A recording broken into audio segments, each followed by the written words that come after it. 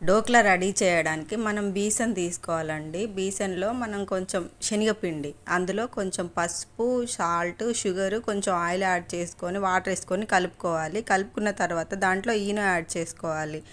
Eno add చేసుకుంటే పిండి double అయిపోతుందండి. ఈనో యాడ్ చేసుకొని ఒక 10 నిమిషాలు పక్కకు పెట్టుకోవాలి. మనం ఈ డోక్లాని ఉడికించడానికి లోతైన ఒక పాత్రను తీసుకోవాలండి. దాన్ని స్టీమ్ చేయాలి కాబట్టి దానికి తగ్గట్టుగానే స్టీమ్ చేయడానికి కూడా ఒక పెద్ద పాత్రను తీసుకోవాలి. ఈ పాత్ర తీసుకొని దానికి కొంచెం ఆయిల్ స్ప్రెడ్ చేసుకొని మనం రెడీ చేసి పెట్టుకున్న ఆ పిండిని ఇందులో వేసుకోవాలి. వేసుకున్న తర్వాత మనం ముందు స్టీమ్ చేయాలనుకుంటున్నాం కాబట్టి ఆ పాత్రని స్టీమ్ చేయాలి ఒక 10 నిమిషాలు.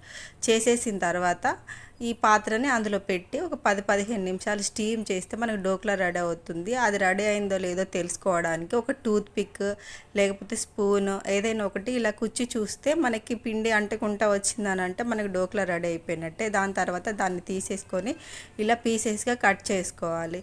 దీనికోసం మనం తాలింపు చేసుకోవాలండి. దానికి మనం కొంచెం ఆయిల్ తీసుకొని దాంట్లో ఆవాలు, కరివేపాకు, పచ్చిమిర్చి వేసుకొని కొంచెం వాటర్ యాడ్ చేసుకోవాలండి. దాని తర్వాత వాటర్ బాగా కాగాలండి. కాగిన తర్వాత అందులో మనం కొంచెం సాల్ట్, ఒక 5-6 స్పూన్ల షుగర్ వేసుకోవాలి.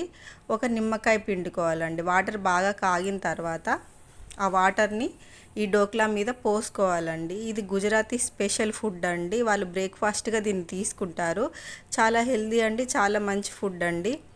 ఇది ఈవినింగ్ టైం స్నాక్ టైంలో కూడా తీసుకుంటూ ఉంటారండి. దీనికి గ్రీన్ చట్నీ కాంబినేషన్ బాగుంటుంది.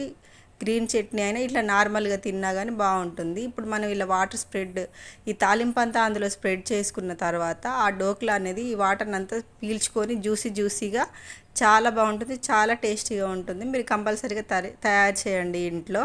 దీనికి గ్రీన్ చట్నీకి కొత్తిమీర, పచ్చిమిర్చి, అందులో గార్లిక్ వేసుకోవచ్చు. దాని తర్వాత సాల్ట్ వేయాలండి గ్రీన్ చట్నీతో తింటే కూడా చాలా బాగుంటుంది.